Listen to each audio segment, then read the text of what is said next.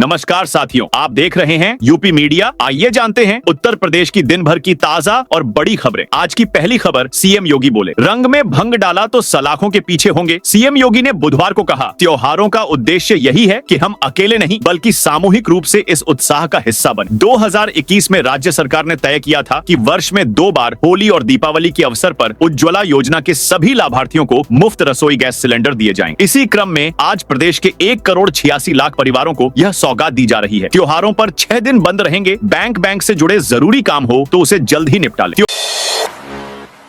त्योहारों पर 6 दिन बैंक बंद रहेंगे, जिसके चलते बैंकिंग संबंधित काम नहीं हो पाएंगे। अक्टूबर त्योहारी माह होने के कारण कई दिन अवकाश है। बैंकिंग एसोसिएशन के मुताबिक बैंक में 19 अक्टूबर को रविवार, 20 को दिवाली, 22 को गोवर्धन पूजा, 22 को भाई दूज व भगवान चित्रगुप्त जयंती, 25 को महीने का चौथा शनिवार और 26 को रविवार का अवकाश रहेगा। राशन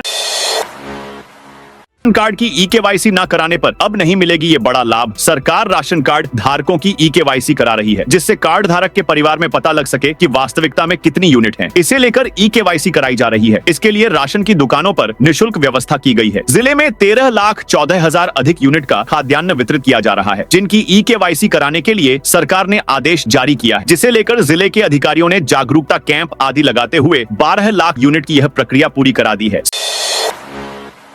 सीएम योगी का तोहफा यूपी के किसानों को फ्री में बांटी जाएगी। ये चीज रब्बी सीजन में सरकार तिलहनी फसलों को बढ़ावा देने के प्रयासों में जुटी है। इस बार किसानों को तिलहन के 5,50,000 बीज मिनीकिट का निःशुल्क वितरण किया जाएगा। इसके साथ ही उत्पादन बढ़ाने की नई तकनीकों की जानकारी देने के लिए किसान पाठशालाओं का भी आयोजन किया जाए। कृषि विभाग के अनुसार रब्बी फसल में तिलहन की फसलों का क्षेत्रफल एवं उत्पादन खरीफ मौसम की अपेक्षा अधिक होता है। फसलों पर कीट एवं व्याधि का संक्रमण भी कम होता है, जिससे अधिक उत्पादकता मिलने की संभावना रहती है। किसानों को तिलहन के लिए प्रोत्साहित करने के लिए विभाग द्वारा कई योजना और अनुदान आधारित कार्यक्रम चलाए जा रहे हैं।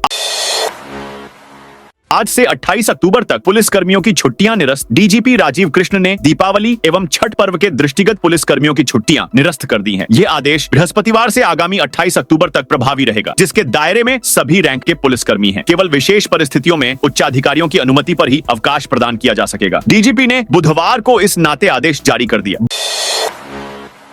बरेली में बाजार से कफ सिरप गायब। देश के कई राज्यों में कफ सिरप के सेवन से हुई मौतों के बाद बरेली जिले में भी नकली कफ सिरप की तलाश में छापा मारा जा रहा है। इसकी वजह से अब दवा कारोबारी नया स्टॉक मंगाने से कतरा रहे हैं। पुराना स्टॉक भी कंपनी को लौटा रहे हैं। मरीज भी कफ सिरप के सेवन से बच रहे हैं। इस बीच रेस्प्यूल की मांग बढ़ गई है।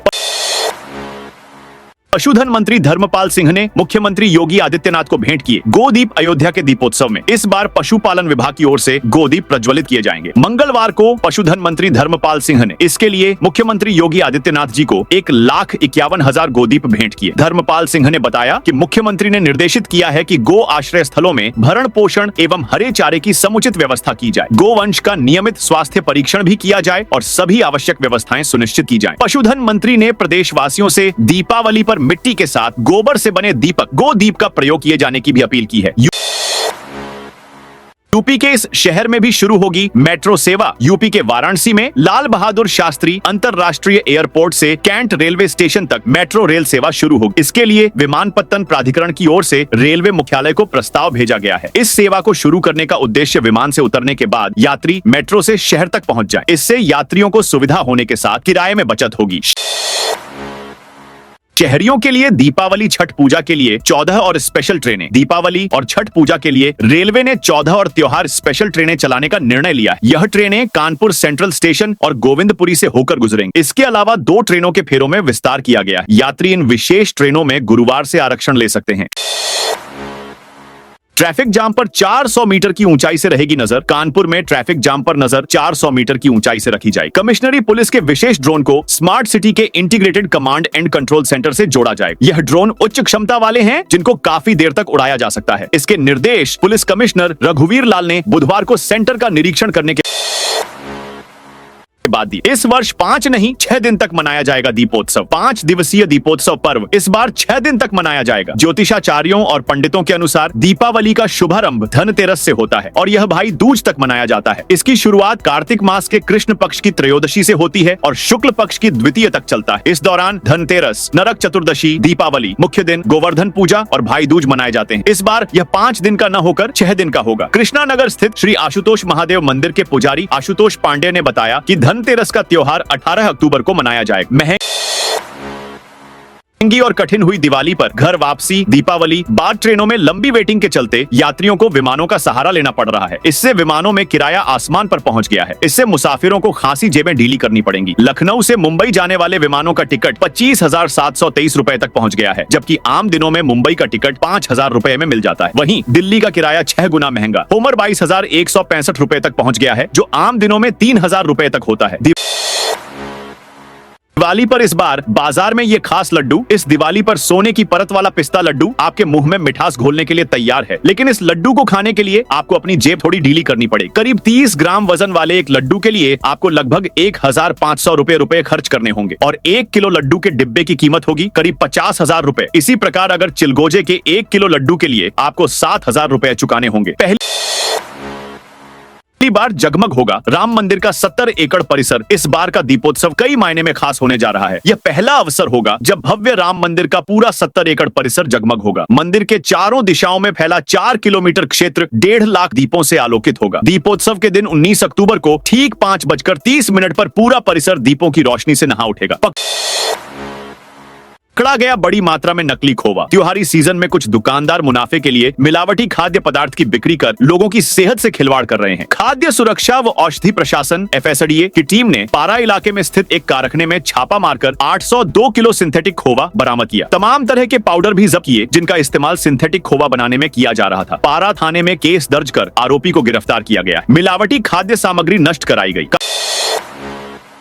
कांग्रेस ने घोषित की प्रदेश पिछड़ा वर्ग की कार्यकारिणी। कांग्रेस पिछड़ा वर्ग विभाग की प्रदेश कार्यकारिणी बुधवार को घोषित कर दी गई। 197 सदस्यों वाली कार्यकारिणी में आबादी के हिसाब से विभिन्न जातियों को भागीदारी दी गई है। कांग्रेस पिछड़ा वर्ग विभाग के प्रदेश अध्यक्ष मनोज यादव ने बताया कि विभाग के राष्ट्रीय अध्यक्ष अनिल जय हिंद, प्रदेश प्रभारी अविनाश पांडे और प्रदेश अध्यक्ष राय की संस्तुति के बाद कार्यकारिणी की घोषणा की गई है। इसमें संतोष यादव, संकल्प नंदन सहित 31 उपाध्यक्ष, जितेंद्र पटेल महासचिव संगठन बनाए गए हैं। इसी तरह 70 महासचिव और 50 सचिव बनाए गए हैं। चित्रकूट कोषागार में 50 करोड़ का घोटाला। चित्रकूट जिले के कोषागार विभाग में करीब 50 करोड़ रुपए का घोटाला उजागर हुआ है। यह रकम सेवानिवृत्त शिक्षकों के पेंशन खातों में पेंशन राशि के अतिरिक्त भेजी गई है। पेंशन खातों में अतिरिक्त धनराशि किस मद में भेजी गई, इसकी जांच चल रही है। विभाग की रूटीन ऑडिट में 2023 से अब तक 95 सेवानिवृत्त शिक्षकों के बैंक खातों में धनराशि भेजने का मामला पकड़ में आया है। टीटी अनिवार्यता के विरोध में देश भर के शिक्षक दिखाएंगे अपनी ताकत। देश भर के परिषदीय शिक्षकों के लिए शिक्षक पात्रता परीक्षा TT अनिवार्य किए जाने के खिलाफ शिक्षक 24 नवंबर को दिल्ली में जंतर मंतर पर अपनी ताकत का प्रदर्शन करेंगे। साथ ही आर पार का लड़ाई की घोषणा भी होगी। आवश्यकता पड़ी तो संसद का घेराव भी किया जाएगा। इससे पहले सभी शिक्षक संगठन अपने अपने प्रदेश में व्यापक जनसंपर्क अभियान चलाएंगे। घर जाकर इस तरह की किताबें बांट रहे थे युवक युवती। अरुणाचल प्रदेश का युवक और झारखंड की युवती बुधवार को आवास विकास कालोनी में घर घर जाकर ईसाई धर्म की किताब बांट रहे थे। आरोप है कि रुपयों का प्रलोभन देकर ईसाई धर्म अपनाने का दबाव बना रहे थे। सूचना पर विश्व हिंदू परिषद और बजरंग दल के कार्यकर्ता पहुंचे। उन्होंने युवक और युवती को पुलिस को सौंप दिया। थाना जगदीशपुरा में पुलिस ने केस दर्ज कर लिया है। बाग ए जफर खां को बना डाला औरंगजेब की हवेली। आगरा के वाटरवर्क्स चौराहे पर यमुना किनारे मौजूद बाग ए जफर खां को औरंगजेब की हवेली के नाम से संरक्षित किए जाने के मामले में पर्यटन और पुरातत्व से जुड़े लोगों ने जांच की मांग की है। मुख्यमंत्री योगी आदित्यनाथ और संस्कृति एवं पर्यटन मंत्री जयवीर सिंह को पत्र भेजकर पर्यटन संस्थाओं ने अधिकारियों की जांच की मांग उठाई है। लखनऊ की बड़ी रैली के बाद एक्शन के मोड़ में आई मायावती। बहुजन समाज पार्टी बसपा की राष्ट्रीय अध्यक्ष एवं पूर्व मुख्यमंत्री मायावती बृहस्पतिवार को उत्तर प्रदेश के पार्टी पदाधिकारियों के साथ बैठक करेंगी। इस दौरान वह बीती 9 अक्टूबर को पार्टी संस्थापक कांशीराम के परिनिर्वाण दिवस पर आयोजित रैली को सफल बनाने वाले पार्टी के सभी पदाधिकारियों का आभार व्यक्त करने के साथ उनका हौसला भी बढ़ाएंगे। LRDA ने गांवों में ड्रोन से खोज निकाले 3,232 अवैध निर्माण। LRDA के इंजीनियरों ने बिल्डरों से सांठ-गांठ कर जो अवैध निर्माण और प्लॉटिंग छुपा रखे थे उन्हें ड्रोन के जरिए खोज निकाला गया है। LRDA VC की पहल पर पिछले 6 महीने में ड्रोन सर्वे के जरिए 3,232 अवैध निर्माण चिन्हित किए गए हैं। इनमें से 470 को ध्वस्त किया गया और 830 को सील किया गया है। LDA VC प्रथमेश कुमार ने बताया कि अवैध निर्माणों का पता लगाने के लिए LDA के अंतर्गत आने वाले 352 गांवों में ड्रोन सर्वे कराया जा रहा है, जिसमें 181 गांवों का सर्वे पूरा हो चुका है। एसटीएफ को 1 करोड़ रुपए रिश्वत की पेशकश करने वाले हिमांशु से हुई पूछताछ। स्पेशल टास्क फोर्स और औषधि विभाग की टीम ने 1 करोड़ की रिश्वत देते गिरफ्तार की दवा कारोबारी हिमांशु अग्रवाल को 3 दिन की रिमांड पर लिया है। उससे फर्म से बरामद हुए बिलों के बारे में जानकारी ली गई। वहीं दवा विक्रेताओं और खरीदारों के नाम पूछे गए, मगर वो ज्यादा कुछ नहीं बता सका है। बिहार चुनाव में एनडीए से बाहर निकले ओपी राजभर। आखिरकार सुहेलदेव भारतीय समाज पार्टी सुभासपा ने बिहार विधानसभा चुनाव में भाजपा नीति एनडीए से किनारा कर लिया। यूपी सरकार में शामिल होने के बाद भी बिहार के चुनाव में सुभासपा ने बुधवार को पहले चरण में 47 विधानसभा सीटों पर अपने सिंबल पर प्रत्याशी उतार दिए हैं। पार्टी की ओर से उम्मीदवारों की सूची जारी कर दी गई है और बृहस्पतिवार को दूसरी सूची भी जारी करने की तैयारी है। ट्यूबवेल से पानी के साथ निकली मछलियां। बिलारी के सिहारी माला गांव के जंगल में किसान के निजी ट्यूबवेल से पानी के साथ मछली निकलने की अफवाह फैल गई। इससे मायके पर ग्रामीणों की भीड़ जुट गई। सिहारी माला गांव में सूफी बन्ने मियां की दरगाह के निकट किसान का ट्यूबवेल है। ग्रामीणों के बताया कि सुबह के समय ट्यूबवेल से पानी निकलने के दौरान कुछ छोटी मछलियां भी निकलती दिखाई दी। पानी के साथ मछलियां निकलने की अफवाह पर मौके पर ग्रामीणों की भीड़ जमा हो गई। 6 सीटों पर मौजूदा एमएलसी को मौका देगी भाजपा। विधान परिषद की शिक्षक एवं स्नातक क्षेत्र की 11 सीटों के लिए भाजपा ने जोर शोर से तैयारी शुरू कर दी है। पार्टी में 6 सीटों पर मौजूदा सदस्यों को ही फिर से मौका देने की सहमति बन गई है। उनको चुनावी तैयारी करने के संकेत भी दे दिए। वहीं 5 सीटों पर पार्टी प्रत्याशी ढूंढने के लिए मशक्कत हो रही है।